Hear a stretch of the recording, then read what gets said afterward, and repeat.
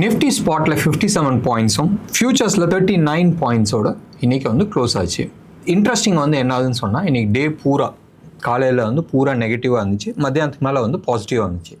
எல்லாருக்கும் போன வாரம் வந்த பயம் வந்துருச்சு, 250 பாயிண்ட் ரேலி போச்சு, அது மாதிரி ஏதாச்சும் வந்துட போதுன்றது. இன்ட்ரெஸ்டிங் வந்து என்னன்னா இன்றைக்கும் ரைட் 2 நாள் லீவில், ஸோ ஆப்ஷன்ஸ் எல்லாருமே வந்து டைம் டிகேக்கோசரம் விளாண்டுட்டு இருக்காங்க. இன்றைக்கும் நீங்கள் எடுத்துக்கிட்டிங்கன்னு சொன்னால் ஆப்ஷன்ஸில் க்ளோஸ் டு அபவுட் 24,800ல் 1,55 lakh ஆப்ஷன்ஸ் எழுதியிருக்கிறாங்க அப்ராக்சிமேட்லி. ஓகே, ஒரு 30-35,000 இது வந்து கம்மியாக இருக்குது. அதே மாதிரி 24,900லேயும் 1,12 lakh புட்டு வந்து ரைட் எழுதியிருக்காங்க. ரெண்டுமே 24,800லேயும் எழுதியிருக்காங்க, 24,900லேயும் எழுதியிருக்காங்க. அண்ட் 25,000ல் க்ளோஸ் டு அபவுட் 36 lakhs பக்கமாக எழுதியிருக்கிறாங்க. ஸோ மார்க்கெட் வந்து 24,900 உடைக்காது, அப்படியே உடைச்சாலும் 800 உடைக்காதுன்ற லெவலில் இருக்குது. ஸோ 200 பாயிண்ட்ஸ் தான் கீழே. மேலே வந்து க்ளோஸ் டு அபவுட் 25,000லேயே வந்து 1,34 lakh கால்ஸ் வந்து எழுதியிருக்கிறாங்க. ஸோ அவ்வளோ திடமாக இருக்கிறாங்க. Market is going to be more on a range bound at least for this 2 daysக்கு, மண்டே அண்ட் டியூஸ்டே. அண்ட் யூஎஸில் வந்து ஒன்றும் பெருசாக நடக்காது, வீக்கெண்ட்லலாம் வந்து அவங்க ஒன்றும் பெரிய நெகட்டிவிட்டி இருக்காதுன்ற நம்பிக்கை. எப்படியா இருந்தாலும் அந்த யூஎஸ் வந்து க்ளோஸ் டவுன் இருக்குல்ல, ஷட் டவுனு, இதெல்லாம் ட்ராமாப்பா 2 நாளில் ஓப்பன் ஆகிடுன்றது ஊருக்கே தெரிஞ்ச விஷயம். அண்ட் இந்த ட்ராமா நடக்கிற வரைக்கும் மார்க்கெட்டில் வந்து எந்த விதமான பெரிய மூமெண்ட்ஸ் வராதுன்றது நம்ம எதிர்பார்க்கலாம். அண்ட் சப்போஸ் இந்த ஸ்டாண்ட் ஆஃப் யூஎஸில் வந்து ஒரு ஸ்டாண்ட் ஆஃப் நடந்துகிட்ருக்குல்ல, ஸோ பணம் கொடுக்க மாட்டேன்னு சொல்லி காங்கிரஸ் சொல்லிகிட்டு இருக்காங்க, பணம் வேணும்னு சொல்லிட்டு ட்ரம்ப் கேட்டு, பணம்னா கடன் வாங்குறத வந்து தேவைன்னு சொல்லி ட்ரம்ப் கேட்டுட்ருக்காப்புல. ஸோ இந்த ஸ்டாண்ட் ஆஃப் வந்து எங்கேயாச்சும் ஒரு இடத்துல வந்து எக்ஸ்டெண்ட் ஆகிட்டு போகுதுன்னு வச்சுங்க, மேபி ஒரு 15-20 days எக்ஸ்டெண்ட் ஆகும்போதும் கொஞ்சம் கஷ்டம். நம்ம தீபாவளிக்கு ஆப்பு வந்துடும். ஸோ இது வந்து ஒன்று ஞாபகம் வச்சுங்க. அது வரைக்கும் மார்க்கெட்டில் வந்து எந்த விதமான டைரக்ஷன்ஸ் இல்லாது தான் இருக்கும். இது ஒரு சைடு. இன்னொன்று சைடு கோல்டு சில்வர் தார் மாறாக வந்து ஏறி இருக்குது. ஸோ உங்களுக்கே வந்து தெரியும், அபவுட் 12,000 முந்தானேத்தே வந்து உங்களுக்கு போயிடுச்சு. ஸோ 12,067 வச்சிங்களா, 12,070 rupeesல வந்து 1 gram ஆஃப் 24 carat ஜிஎஸ்டியோட சென்னையில் இருக்கிற ரேட்டு. இதே மாதிரி சில்வரை பொறுத்த வரைக்கும் 1,50,900, இன்னும் ஒரு 100 ரூபா கம்மியாக இருக்குது. 51,000க்கு 151 வச்சிங்களேன். ஸோ 1,51,000ல் வந்து ட்ரேட் ஆகிட்டு இருக்கு சில்வரை பொறுத்த வரைக்கும். சம்வேர் சார்ட் பேட்டர்ன்ஸ் நீங்கள் வந்து எடுத்து பார்த்தீங்கன்னு சொன்னால் பீக் அவுட் ஆகிடுச்சோன்ற மாதிரி ஒரு சின்ன ஃபீல். டாலர் டேர்ம்ஸில் நீங்கள் எடுத்துக்கிட்டிங்கன்னா சம்வேர் க்ளோஸ் அபவுட் 47.6ல் இருக்குது. 48னே நீங்கள் வச்சுங்க. 49ல் வந்து இதுக்கு முன்னாடி ஹிஸ்ட்ரி சேஸ் தட் ஒவ்வொரு டைமும் 49 போகும்போதும் சில்வர் வந்து க்ளோஸ் அபவுட் 90% கிராஷ் ஆகிருக்கு. அட்லீஸ்ட் 71% வந்து 2 தடவை கிராஷ் ஆகிருக்கு, ஒரு தடவை வந்து 90% கிராஷ் ஆகிருக்கு. இந்த தரையும் அப்படி ஆகுமா? 80ஸ்ல நடந்திருக்கு, அடுத்தது வந்து 90ஸ்ல நடந்திருக்கு, இன்னொன்று வந்து ரீசெண்டாக 2012ல் வந்து நடந்திருக்கு. ஸோ 3 தடவை வந்து ஹிஸ்ட்ரி ஹஸ் ஷோன் தட் $49 போகும்போதும் 70% to 90% வந்து கிராஷ் ஆகிருக்கு. இந்த தர ஒரு கேள்விக்குறி இருக்குது. சார்ட் பேட்டர்ன்ஸ் எடுத்துக்கிட்டோன்னு சொன்னால் சம்வேர் ஒரு கரெக்ஷன்ஸ் இருக்குது. டீப் கரெக்ஷன் சொல்லணும்னா ஓரளவு கரெக்ஷன்ஸ் இருக்குன்றதை நம்ம எதிர்பார்க்கலாம்.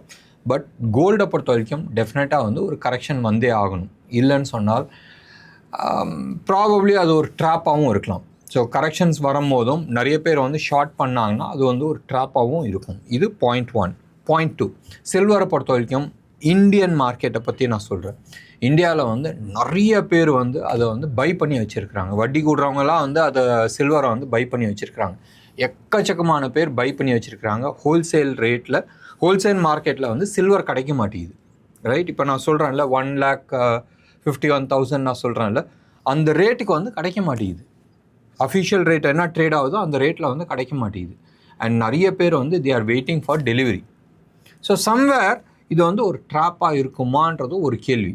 இன்னொன்று வந்து கவர்மெண்ட் ஆஃப் இந்தியா வந்து ஏற்கனவே வந்து தாய்லாண்டில் இருந்து நம்ம வந்து இம்போர்ட் பண்ணுறதை வந்து சஸ்பெண்ட் பண்ணி வச்சுருக்கிறாங்க. There is a free trade agreement between India and Thailand. So நீங்கள் வந்து சில்வர் பாராக வந்து இம்போர்ட் பண்ணாங்கன்னா ஆர்டிக்கலாக வந்து பண்ணிக்கலாம். ஸோ ஏதாச்சும் ஒரு கண்ட்ராய் பண்ணிவிட்டு இதை வந்து நாங்கள் வந்து இது செய்கூலி, இப்போ நான் ஜிம்கி போட்டிருக்கேன் இல்லைன்னா ஒரு செயின் போட்டிருக்கேன்ற மாதிரி போட்டு அதை ஆர்டிக்கலாக வந்து எக்ஸ்போர்ட் பண்ணுவாங்க. இது வந்து ஒரு it's a common thing in gold சில்வர்லலாம் வந்து ஃப்ரீ ட்ரேட் அக்ரிமெண்ட்டில் வச்சுருக்க கண்ட்ரி கூட வந்து இந்த டியூட்டி ஃப்ரீயில் வந்து இம்போர்ட் பண்ணுறதுக்கான சில கிமிக்ஸு. ஸோ இந்த விஷயத்த வந்து பெரிய லெவலில் நடந்துகிட்டு இருக்கனால கவர்மெண்ட் ஆஃப் இந்தியா வந்து ஸ்டாப் பண்ணியிருக்கிறாங்க till 31st March 2026. So that means அன்அஃபிஷியலாக வர சில்வர் வந்து கொஞ்சம் அடி வாங்கியிருக்கு.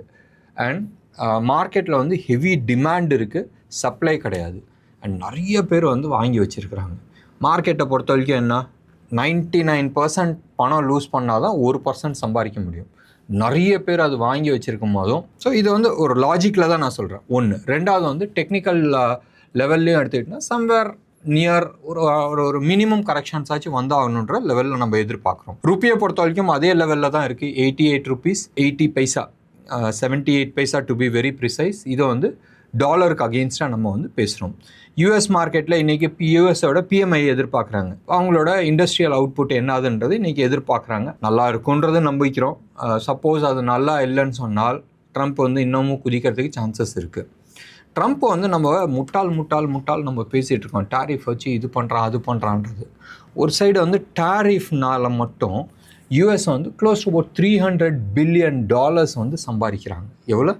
$300 billion month on month. Every மாதம் $300 billion அவங்களுக்கு சம்பார்த்தனை வருது. 300 பில்லியன்றது 26லேருந்து 27 லட்சம் கோடி, ரைட்? 26லேருந்து 27 லட்சம் கோடி வந்து மாதம் சம்பாதிக்கிறாங்க நம்ம ருப்பி டேர்ம்ஸில். அவங்களோட வட்டி கணக்கு எடுத்துக்கிட்டோம்னு சொன்னால் மாதம் அவங்க வட்டி கொடுக்கணும்ல. சராசரியாக எடுத்துக்கிட்டோன்னா அவங்களுக்கு வந்து டெய்லி 25,000 கோடி வந்து வட்டி கட்டுறாங்க. அப்போ 25,000 × 30 நாள் போட்டால் கூட 7.5 லட்சம். அவன் சம்பாதிக்கிறது வந்து 27 லட்சம். ஸ்டில் 20 லட்சம் கோடி வந்து அவங்க எக்ஸ்ட்ரா சம்பாதிக்கிறாங்க.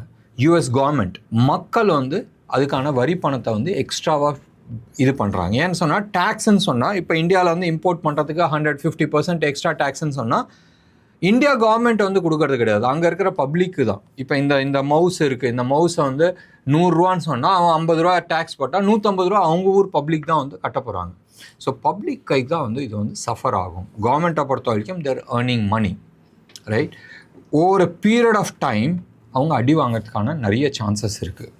இது வந்து it's a deep economical subject. பேசணும்னு நினச்சா ஒரு பாட்காஸ்ட் தான் நம்ம வந்து போட்டாகணும். ஸோ யூஎஸை பொறுத்த வரைக்கும் பிஎம்ஐ டேட்டா வந்து it will give a information whether அவங்க ஊரில் ப்ரொடக்ஷன் இன்க்ரீஸ் ஆகிருக்கா இல்லை இண்டஸ்ட்ரியல் ஆக்டிவிட்டீஸ் கான்ட்ராக்ட் ஆகிருக்கான்றது நம்ம பார்க்கணும். சரி, நம்ம ஊருக்கு வரலாம். நம்ம ஊரில் வந்து வீக்லி அனாலிசிஸ் நம்ம எடுத்துக்கிட்டோம்னு சொன்னால் சமன் கேபிட்டல் வந்து இந்தியா பில் ஹவுசிங் ஃபைனான்ஸ் இருந்துச்சுல, அந்த குரூப்பு தான்.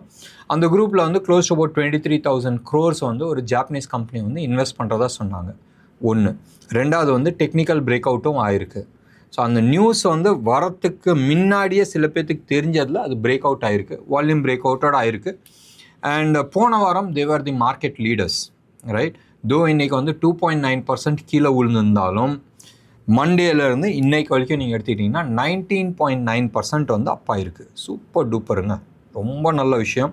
அண்ட் இந்த வீக்லி இதில் வந்து எடுத்துக்கிட்டிங்கன்னா அவங்க தான் வந்து இன்றைக்கி மார்க்கெட் லீடர்ஸ். பேங்க் நிஃப்டி அடுத்தது நம்ம எடுத்துக்கிட்டோம்னு சொன்னால் க்ளோஸ் அபவுட் 2.5% ஏறி இருக்குது. அண்ட் மிட் கேப் வந்து 2.3%, நிஃப்டி நெக்ஸ்ட் வந்து 2.1% ஏறி இருக்குது. ஃபின் நிஃப்டி 2% ஏறி இருக்குது. நிஃப்டி வெறும் 1.3% ஏறி இருக்குது. ரொம்ப நாள் கழிச்சு வந்து நிஃப்டி பாசிட்டிவ் சைடில் வந்திருக்கு. செக்டார் வைஸ் நீங்கள் எடுத்துக்கிட்டிங்கன்னு சொன்னால் செக்டாரில் வந்து டே சார்ட்டில், அதாவது இன்றைக்கி நீங்கள் எடுத்துக்கிட்டிங்கன்னு சொன்னால் டெலிகாம் தான் வந்து market leader, right? Telecom did very well. அடுத்தது வந்து கெமிக்கல்ஸ் ரொம்ப நல்லா பண்ணிச்சு. டெலிகாமில் வந்து இன்றைக்கி மேலே தூக்கி நிப்பாட்டினது வந்து ஐடியா செல்லுலார் இன்னமும் ஒரு லெவலில் க்ராஸ் பண்ணியிருக்கு, ரைட்? நான் வந்து சொல்லியிருந்தேன் அரௌண்ட் 10 rupee 50 பைசாக்கு மேலே வந்து ப்ராபப்ளி திங்க்ன்றது. இன்றைக்கி வந்து ஒரு லெவலில் வந்து தாண்டி இருக்குது. 1050 மேலே சஸ்டெயின் ஆகட்டும், அதுக்கப்புறமா வேணால் வாங்கிக்கலாம். அது வரைக்கும் கொஞ்சம் வால்யூமில் பை பண்ணுறது அவாய்ட் பண்ணிக்கிறது புத்திசாலித்தனமாக இருக்கும். செக்டார் வைஸில் நீங்கள் வந்து எடுத்துக்கிட்டிங்கன்னா வீக்லி செக்டாரில் வந்து banking sector did very well. Metal ரொம்ப நல்லா பண்ணியிருக்கு. இந்த வாரம் வந்து மெட்டல் வந்து சூப்பர் டூப்பராக பண்ணியிருந்துச்சு. மெட்டலில் நீங்கள் எடுத்துக்கிட்டிங்கன்னா இந்த வாரம் மட்டும் நேஷ்னல் அலுமினியம் 10.9% அப் ஆகிருக்கு. அதுக்கு அடுத்தது ஹிந்துஸ்தான் ஜிங்க், இதுவும் வந்து 10.5% அப் ஆகிருக்கு. வேதாந்தா 6%, ஹிண்டல்கோஸ் 5.6%.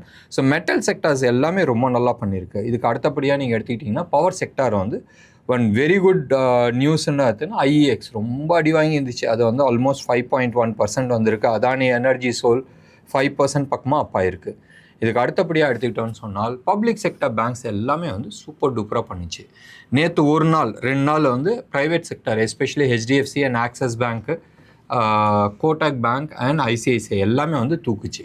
நம்மளோட கடைசி வீடியோவில் வந்து நம்ம சொல்லியிருந்தோம் இவங்களெல்லாம் நம்புப்பா, ஆனால் ICICI HDFCயை நம்பாத, அது வந்து கீழே வரதுக்கான சான்சஸ் நிறையா இருக்குன்னு தான் நம்ம பேசியிருந்தோம்.